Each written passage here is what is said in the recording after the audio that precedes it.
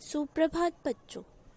आज हम पढ़ेंगे अध्याय 3 शब्द विचार के चौथे भाग को, जो है अर्थ के आधार पर शब्द के भेद। तो अर्थ के आधार पर शब्दों को कितने भागों में बांटा गया है देखें। अर्थ के आधार पर शब्द को 2 भागों में बांटा गया है, सार्थक एवं निरर्थक शब्द। सार्थक, जैसा कि शब्द से ही प्रतीत होता है, स अर्थ अर्थात अर्थ सहित जिन शब्दों का अर्थ हो उन्हें सार्थक शब्द कहते हैं। निरर्थक, निर अर्थ अर्थात जिन शब्दों का कोई अर्थ ना हो। आज सार्थक शब्दों के भेद के बारे में जानेंगे। पर्यायवाची शब्द, वे शब्द जो समान अर्थ प्रकट करते हैं, पर्यायवाची शब्द कहलाते हैं। इन्हें समानार्थी शब्द भी कहते हैं। जैसे सूर्य को हम रवि, सूरज, भास्कर, आदित्य कहते हैं। उसी प्रकार पर्वत को भूधर, पहाड़, शैल, गिरि कहते हैं। पृथ्वी, भू, भूमि, धरा, वसुधा, धरती एवं ईश्वर को परमात्मा, प्रभु, भगवान, जगदीश आदि के नाम से जानते हैं। अतः यह ईश्वर के पर्यायवाची शब्द है, जिनका अर्थ समान होता है। ये समानार्थी शब्द हैं।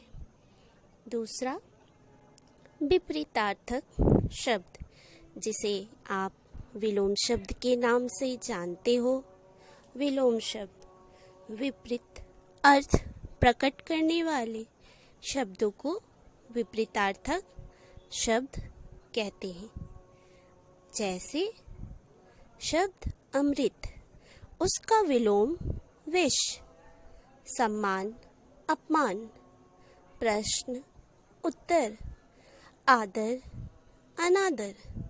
ये शब्द एक दूसरे के विपरीत अर्थ को बता रहे हैं, अतः यह विलोम शब्द हैं।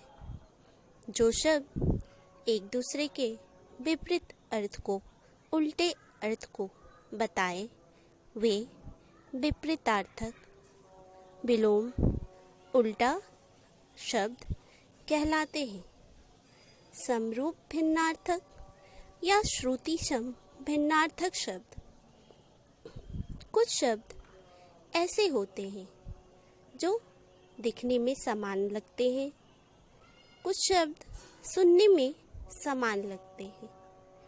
अर्थात जो सुनने या पढ़ने में समान लगते हैं, परंतु उनके अर्थ बिल्कुल अलग होते हैं, इन शब्दों को ही समरूप भिन्नार्थक शब्द कहा गया है। जैसे अनल एवं अनिल, दिखने में समान परंतु अर्थ अलग।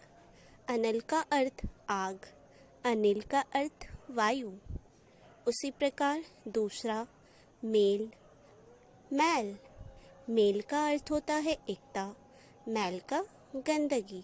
बेल, लता, बैल एक पशु। अतः दिखने में समान परंतु अर्थ अलग। अनेक शब्दों के लिए एक शब्द। जिन शब्दों का प्रयोग पूरे वाक्य या अनेक शब्दों के स्थान पर किया जाता है, ऐसे शब्द समूह के लिए एक शब्द आना ही अनेक शब्दों के लिए एक शब्द कहलाता है। अर्थात जहाँ पे 4-5 शब्दों का एक वाक्य है, वहाँ हम केवल उसकी जगह एक शब्द का प्रयोग करें।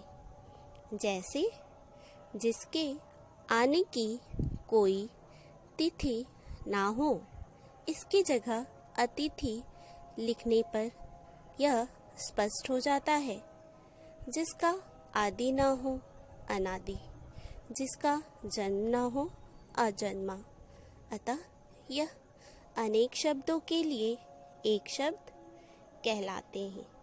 जहाँ पे 4-5 शब्दों का समूह है, वहाँ उसे हटाकर हम एक शब्द उसकी जगह के लिए लगा देते हैं। अनेक शब्दों के लिए एक शब्द का यही अर्थ है। आगे है दूसरा भाग, अनेकार्थी शब्द। ऐसे शब्द जिनके एक से अधिक अर्थ होते हैं, वे अनेकार्थी शब्द कहलाते हैं। जैसे कनक। कनक को हम सोना, गेहूँ, धतूरा आदि के नाम से भी जानते हैं। कनक के कई अर्थ होते हैं, अतः यह अनेकार्थी शब्द है।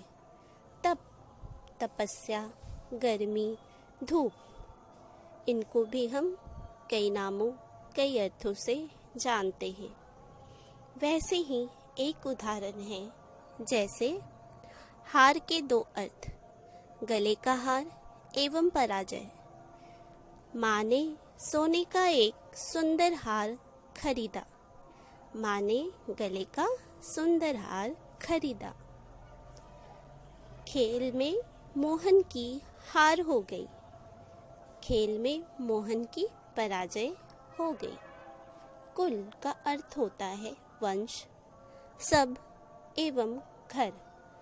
राम अपने कुल का इकलौता बेटा है, अपने वंश का इकलौता बेटा है। दूसरा है एकार्थक प्रतीत होने वाले शब्द।